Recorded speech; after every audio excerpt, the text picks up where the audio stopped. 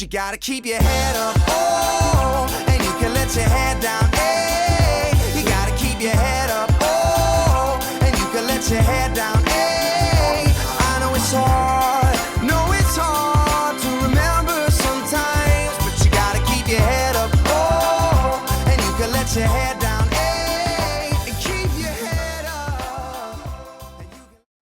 Hey guys, welcome to Silvas Sunday. Today, I want to show you how your brain works and how to help you understand how the process of information goes from the inception of an idea or from the intake of new information to how it forms as a habit. And I learned all this from Dr. Dispenza, who's a neuroscientist, been doing it for 25 years.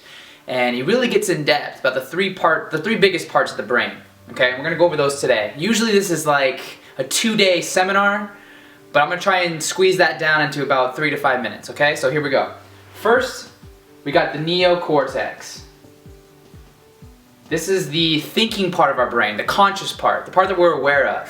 Whenever we learn something new, whenever we're processing new information, we're learning new ideas, all we're doing is creating a relationship about what we do know with a relationship on what we don't know.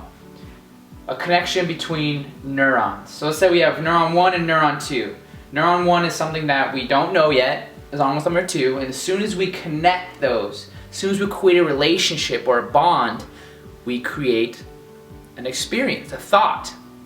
Now, the stronger that is, the stronger that memory base is. So you can recall this at any moment, the stronger that connection is between those neurons. Alright? So that's how the neocortex, that's how we think. And as human beings, we love to learn. We love to do new things. We love to be creative. So that's the neurocortex, okay? So when you do that over and over and you strengthen these neurons, they release chemicals, okay? The chemicals change your state, change your physiology, change your body, so that your body will match what you're thinking.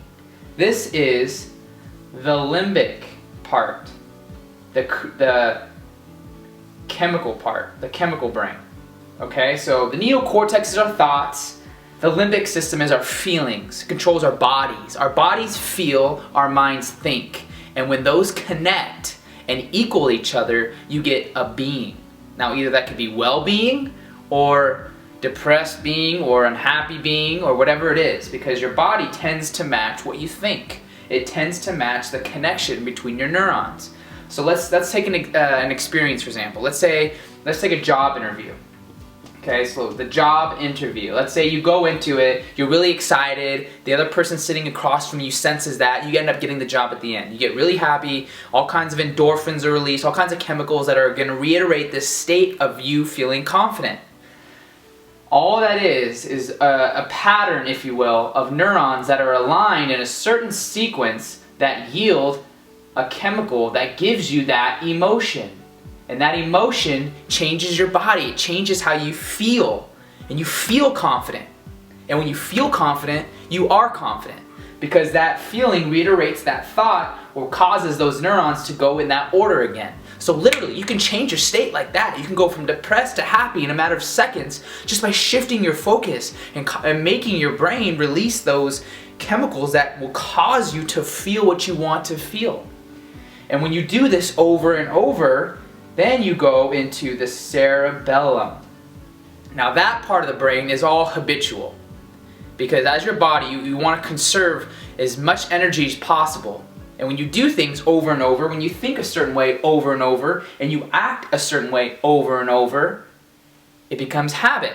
Your body's like, okay, well, this person's doing this and this over and over and over. Rather than having them think about it, let me just take that thought process away and free that space up so they can learn something else, and I'll take care of this because I know how I want to feel.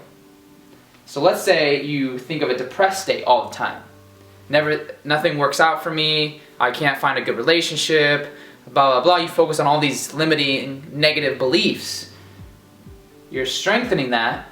That's releasing the chemical to your body, which is causing you to feel that, which is reiterating that strength. And that over time yields the habit of depression. So I hope this makes sense, and I would encourage you to really figure out how you work and to try this and to be aware of what you're thinking and how you're acting, because 9 times out of 10, those are always gonna go in sync. And you always want well-being. You want positive thoughts. You want a positive feeling.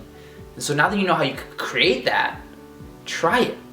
And I encourage you to. I hope that you would apply this information, because you're gonna notice that you're gonna start to become more aware of who you are, what you want, and how you can get the feelings you want to feel on a daily basis like that.